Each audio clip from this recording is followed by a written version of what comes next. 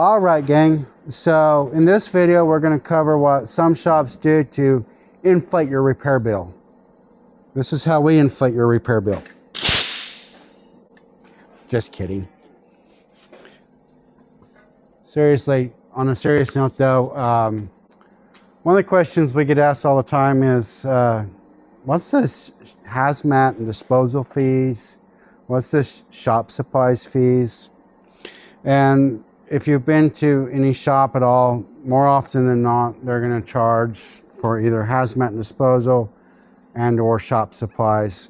And actually all three of those are different things, right? So we literally have an oil company that has to come in and pick up our hazardous waste, such as our oil and our coolant. We don't just go and dump that on the ground, or some old timers do. They used to go and dump the oil on their fence post so their termites wouldn't eat the fence post, right? We literally dispose of that.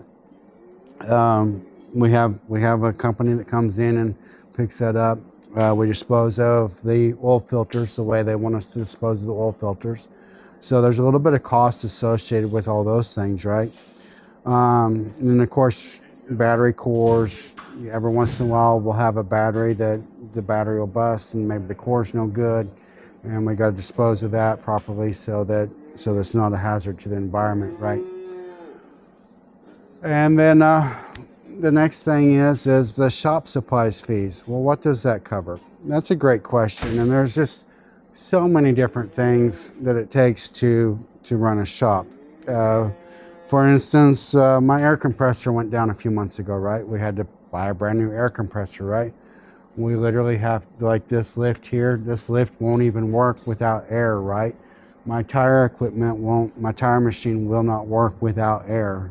Even though the guys all use the cordless battery operated tools nowadays, conveniences of 2026, right? We still have to have air to do tires and to run lifts and different things like that, right? So that was a huge expense.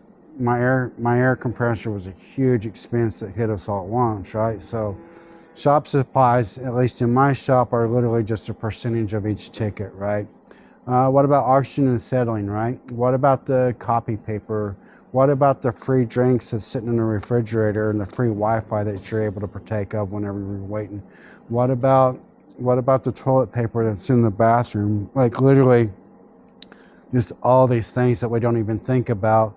They have to be paid for, and they have to be paid for by somebody, right? So while these amenities are all free to you, at the same time, they're actually covered, that we just pay for them, and a portion of each repair we just earmark to help pay for said events, right? So subscription fees too, like we pay a lot of subscription fees. We independent, my guys don't just walk in and magically they're YouTube certified so they instantly know how to fix anything, right?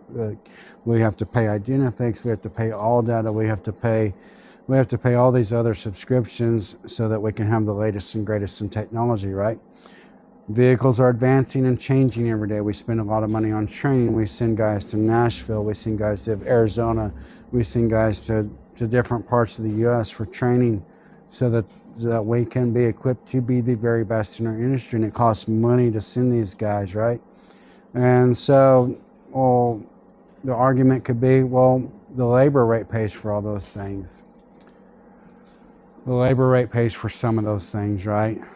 And then the other question that comes up is, why are they marking my parts up? I can get that part on Amazon for a fraction of the price, right? Like, that's literally one of the things that comes up. Here's the truth of the matter. You're bringing your vehicle into a professional repair facility where we've got trained technicians using the proper tools and equipment to give you the very best care and service for your car. And we want it not to only be a service, we want it to be an experience. We want you to enjoy what has happened to you, and it should be a great experience, right? That being said, so we're gonna provide you a comfortable waiting room. We're gonna provide you great amenities. For instance, we could even shoot a bunch of YouTube videos and just educate you a little bit more about your car. We could do that too. But where am I going with all this is the fact that we have to mark up our parts to pay the overhead on the building, to pay the insurance, to pay all the different expenses that are fixed expenses that come. So marking up our parts helps pay for some of that, right? Then we have to charge labor that we do so we can pay our guys, and so we can provide benefits, and we can provide training. We can provide all the things that we do so we have a team to actually take care of you and service you, right? And so the shop supplies fees, the hazmat fees, all these different fees, it's not necessarily just a way to inflate the ticket, it's a way to continue to be able to provide warranties and great service to you. Other things that I see that some shops do that infuriates me is maybe they'll charge for items that are not installed on the car, right? Maybe they'll charge for a part that's not installed. That's unethical, it's dishonest, it's theft. So we don't want to do that, don't want to be any part of that, right?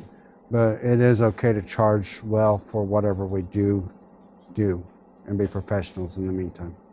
Hope this helps. So thank you, been scammed by our shop. Post it in the comments. Let me know your thoughts on this, and I will see you in the next video.